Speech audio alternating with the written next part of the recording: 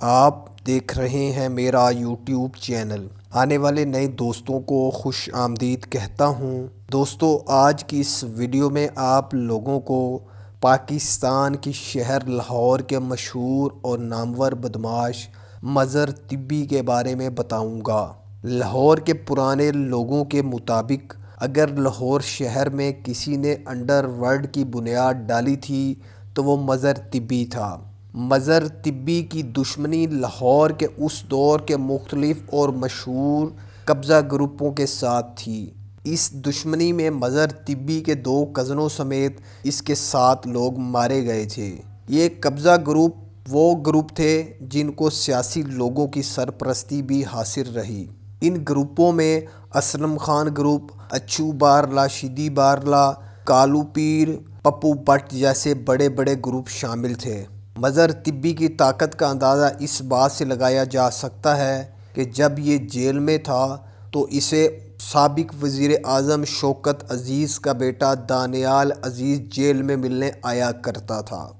اس کے علاوہ سابق وزیر اعلیٰ پنجاب منظور وٹو بھی باقاعدہ روٹین کے ساتھ مظہر طبی کو جیل میں ملنے آتا اور اس کے لیے مختلف تحائف لے کر آتا تھا۔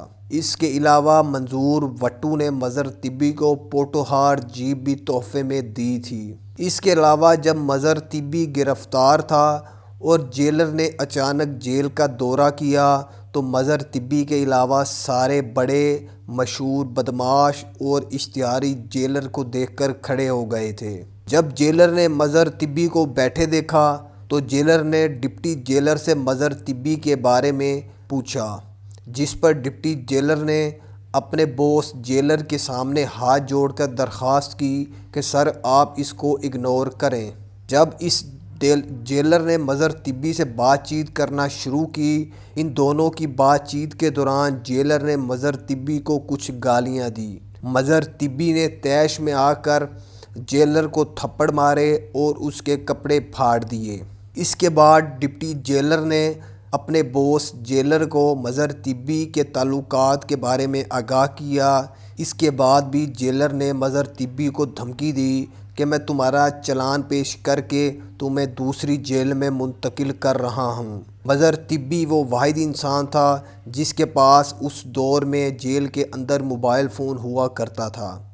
اس نے اپنے موبائل سے ایک فون کیا اور صرف 10 منٹ بعد آئی جی جیل خانہ جات کی جیلر کے نمبر پر فون کال آئی، جس میں آئی جی جیل خانہ جات نے جیلر کو کہا کہ اپنا کام فوراً روک دیں، آپ کا تبادلہ کسی اور جیل میں کر دیا گیا ہے۔ جیلر اس قدر غیرت مند تھا کہ اس نے اس بات کو اپنی توہین سمجھا اور وہ دل کا دورہ پڑنے سے موقع پر ہی خدا کو پیارا ہو گیا تھا۔ دوستو، اس کے علاوہ مظہر طبی کو مسلم لیگ نون کے خواجہ آصف، پیپل پارٹی کے لطیف کھوسہ، آصف زرداری کی بہن فریال تارپور بھی جیل میں ملنے آیا کرتی تھی۔ مظہر طبی نے اپنے بہت سے مقدمات ان سیاسی لوگوں کی مدد سے ختم کروائے تھے۔ ان تمام واقعات کا میں خود عینی شاہد ہوں، کیونکہ اس دور میں میں خود کوٹ لکھپت جیل میں چکی نمبر 6 میں بند تھا۔ دوستو، مظہر طبی کے دوستوں سے کچھ لی گئی انفارمیشن کے مطابق لاہور شہر کا اصل اور مضبوط، پاورفل اور پیسے والا بدماش مظہر طبی تھا، جس کے بعد لاہور کی تاریخ میں ایسا کوئی بدماش پیدا نہ ہو سکا۔ کہا جاتا ہے کہ مظہر طبی اور اس کے دوستوں نے اپنے مخالفین کے 17 کے قریب لوگوں کو پار لگایا۔ مظہر طبی نے سابق وزیر اعظم شوکت عزیز کے بیٹے دانیال عزیز کو بھی پار لگایا تھا، جس کی وجہ یہ تھی کہ مظہر طبی ایک نیلم نامی لڑکی سے پیار کرتا تھا اور نیلم بھی مظہر طبی سے بہت زیادہ پیار کرتی تھی۔ اس بات کا شوکت عزیز کے بیٹے دانیال عزیز کو بھی علم تھا، لیکن دانیال عزیز بھی اسی نیلم نامی لڑکی سے پیار کرتا تھا۔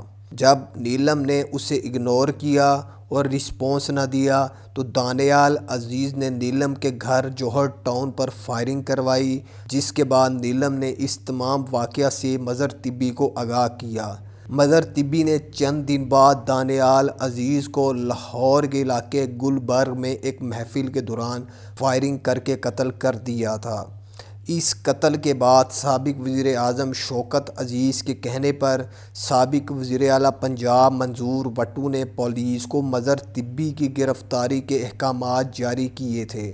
پولیس نے مظہر طبی کو لاہور کے علاقے ڈیفنس سے گرفتار کیا اور اسے جیل میں بند کر کے اس کے خلاف مقدمے کی کارروائی شروع کر دی گئی تھی۔ جس وقت مظہر طبی جیل میں بند تھا تو اس وقت Sri Lanka, Malaysia, Nepal, Indonesia, Dubai, UAE جیسے ملکوں سے انڈر ورلڈ گینگ گروپوں کے شوکت عزیز کا فون آنا شروع ہو گئے تھے، اور وہ لوگ شوکت عزیز کو کہتے تھے کہ اگر تم نے مظہر طبی پر بنا مقدمہ واپس نہ لیا تو ہم تمہیں بھی پار لگا دیں گے۔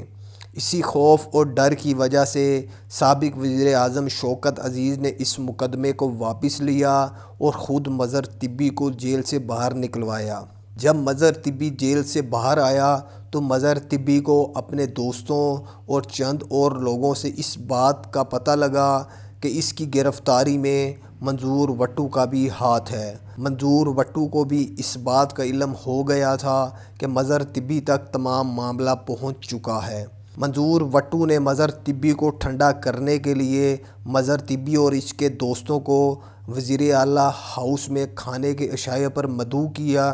کھانا کھانے کے بعد جب چائے چل رہی تھی تو مظہر طبی نے 40 سے 50 مہمانوں کے سامنے منظور وٹو کے سر پر گند رکھ دی تھی اور اسے گالیاں دی اور وہاں سے اپنے دوستوں کے ساتھ چلا گیا تھا۔ یہاں سے منظور وٹو کے ساتھ اس کے تعلقات خراب ہوئے۔ منظور وٹو نے اس بات کو اپنی بے عزتی سمجھا اور اس نے پولیس کو کھل کر احکامات جاری کر دیے تھے کہ اس پر بنے تمام پچھلے مقدمات کھول کر اس کے خلاف کارروائیوں کا آغاز کیا جائے۔ پولیس نے جیسے ہی مظہر طبی کو گرفتار کرنے کے لیے اس کے خلاف کارروائیاں تیز کی تو ان کارروائیوں کے دوران پولیس نے مظہر طبی کے 2 دوستوں کو جعلی پولیس مقابلے میں پار لگا دیا تھا۔ مظہر طبی بھی فرار ہو گیا تھا۔ اس کے 2 جگہ پولیس مقابلے ہوئے۔ ایک پولیس مقابلہ فیصل آباد کے مقام پر ہوا جبکہ دوسرا پولیس مقابلہ لاہور میں ہوا۔ ان پولیس مقابلوں میں مظہر طبی کے 9 کے قریب لوگ مارے گئے تھے جبکہ مظہر طبی گروپ نے 5 پولیس والوں کو بھی پار لگایا۔ اس کے علاوہ مظہر طبی نے مفرور کے دوران ہی ساؤتھ افریقہ سے کالے لوگوں کا ایک گینگ بلایا جن سے پولیس کے مزید 12 لوگوں کو پار لگوایا۔ مظہر طبی 1.5 سال تک مفرور رہا۔ عدالت نے مظہر طبی کے ریڈ وارنٹ جاری کر دیے تھے اور پولیس نے اسے اشتہاری دے کر اس کے سر پر 85 لاکھ روپے کی انعامی رقم مقرر کر دی تھی۔ یہ اس دور کی ایک بہت بڑی رقم تھی۔ مظہر طبی پولیس کو گرفتاری دینا نہیں چاہتا تھا لیکن مظہر طبی کے رشتہ داروں کے مطابق مظہر طبی نے اپنی ماں کے اصرار پر خود کو پولیس کے حوالے کیا۔ جب مظہر طبی کو گرفتار کر کے کوٹ لکھپت جیل میں لایا گیا تو لانے سے پہلے جیل میں موجود تمام اشتہاریوں اور بدماشوں کو کوٹ لکھپت جیل سے مختلف جیلوں میں ٹرانسفر کر دیا تھا اور کوٹ لکھپت جیل کو پوری طرح خالی کر دیا گیا تھا اور مظہر طبی کو اسی بیرک میں رکھا گیا تھا جہاں سابق وزیر اعظم پاکستان ذوالفقار علی بھٹو کو رکھا گیا تھا۔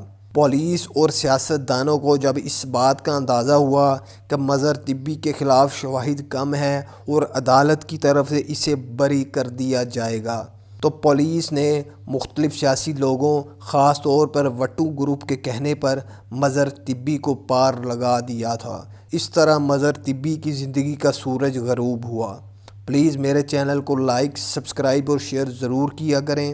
میں بہت محنت کر کے ڈیٹا اکٹھا کر کے آپ لوگوں کے لیے ویڈیو بناتا ہوں۔ اس کے علاوہ آپ بھائیوں میں سے اگر کسی کو میری انفارمیشن پر شک ہو تو آپ لوگ لاہور کے 90 کی دہائی کے لوگوں سے اس تمام واقعات اور تفصیل کی مزید انفارمیشن لے سکتے ہیں۔ پلیز میرے چینل کو لائک، سبسکرائب اور شیئر ضرور کریں۔